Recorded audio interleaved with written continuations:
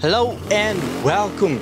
In today's video I'm going to show you how to make hundreds of thousands of credits in Gran Turismo 7.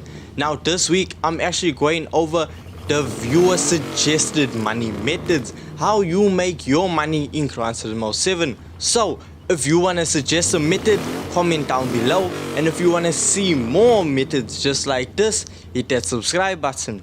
So for this video we are going to be looking at the Wicked Fabrications GT51. For the Wicked Fabrications GT51 you're going to head on over to Brand Central. You're going to find it in America. You find to the Wicked Fabrications dealership, and then there's only one option to get. So the Wicked Fabrications GT51 will cost you 300,000 credits. Now this is a V8 that produces 372 brake horsepower. But after throwing on a few upgrades, we're gonna make this a very powerful vehicle. Now once you got the car, you're just gonna head on over to a tuning shop. On screen right now are all of the parts you need to purchase to get this method done. Now there are actually a few parts that you aren't able to add to this vehicle. For example, a supercharger or a turbocharger. But regardless, we don't need it because by just upgrading the actual power of the engine, we are able to get upwards of 500 brake horsepower. And in fact the vehicle isn't even that heavy, so the power to weight ratio is quite good, and this will really help this car out around some corners. Now the only downfall of this that I'm seeing so far is that the price of the parts that you have to purchase to actually get this vehicle to reach almost 700 performance points, because with the car fully upgraded it reaches under 700 performance points if you are using racing hard tires, which is one of the things you actually need to purchase. So with it being under 700 performance points, we are going to use it around the WTC 700 around Le Mans. This is a 30-minute event which will net you 825,000 credits at the end of it. So with just an hour of playing this event, you will receive over 1.6 million credits. By completing this event just a single time, you will have actually covered the cost for this entire build.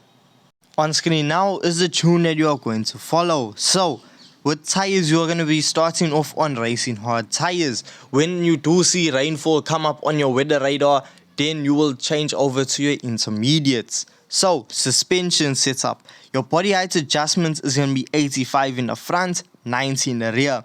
For both the front and rear with your anti-roll bars is going to be 8. Dampening ratio and compression is 35. Dampening ratio expansion 45.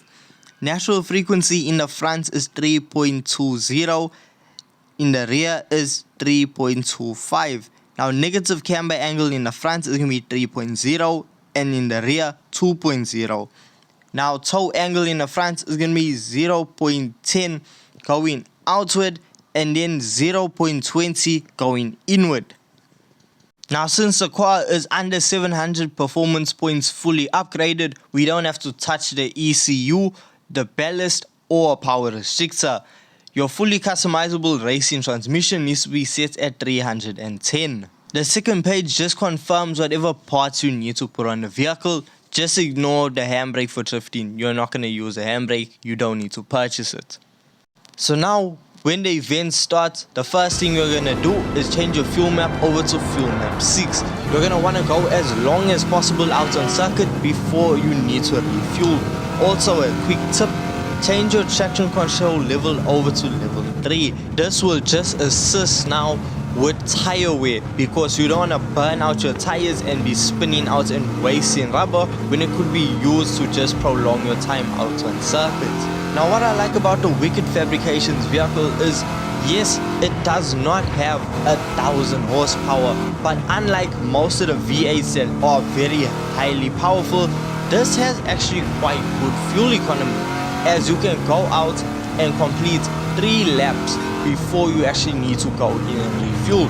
It has the same fuel efficiency as the Group 4 vehicles you are competing against. However, unlike those same Group 4 vehicles, this has a lot more top end speed. As you can see now, as I go flying past the AI, this vehicle has ample power to travel upwards of 300 kilometers per hour on fuel map 6. So if you had to use fuel map 1, you can just imagine how fast this vehicle would actually go. Now when it comes to braking, it is a bit suspect. It is not the best at braking, but its brakes are quite adequate. It will get you stopping before you actually go sliding off into whatever lays in front of you.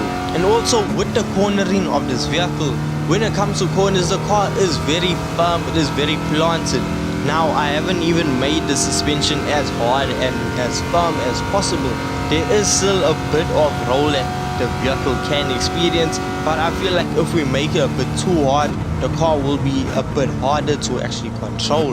With the setup that's already in it, the car is able to take corners and still go over curbs without hitting the ground too hard once it comes off the curb.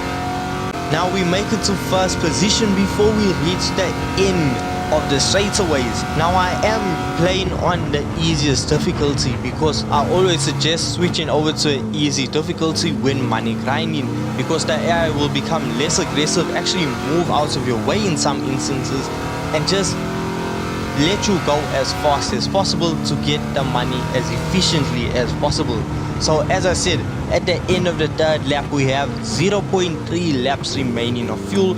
So we're just gonna come in, and now because we see rain appearing on our weather radar, we are going to apply our intermediate tires. And you can see we already have a 1 minute lead over us and second place. So that is ample time for us to come into the garage to change our tires and fully refuel, because you know it takes about 3.5 days to actually get this done in Gran Turismo 7. Now something you do need to watch out for is when the track is wet. Remember, the braking markers and where your braking points is completely changes. You need to brake a lot more earlier, otherwise you'll be like me and end up going farming. So now with the rest of the events, it was really just plain sailing. Once you're in first, you're gonna stay in that place till the end of the race. So it's really just about trying to set as fast as a lap as possible.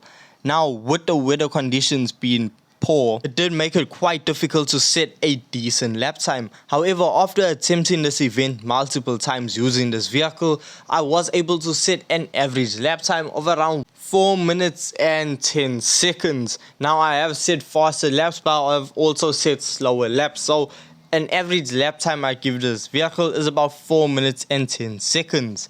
But with the AI honestly struggling in the wet and not even performing that well in the dry, you end up with quite a big lead, and that lands you in the position of ending the race with time on the clock. Now you can have the decision of if you are going to continue and have a 7th lap, or just sit at the finish line and wait for the timer to run down. Now I like waiting for the timer to run down because it just saves on me, and it'll make the event end at that 30-minute mark, because if I continued and did a 7th lap, the events would have taken me about 33 minutes, 34 minutes. So to make it more efficient, I just wait for the clock to run down, and once it does that, I just roll across the line, and that is my event done, and that is my 825,000 credits coming my way. Now I really enjoyed this build. It was quite fun and quite exciting to use, but if you see it as a bit of a pricey build,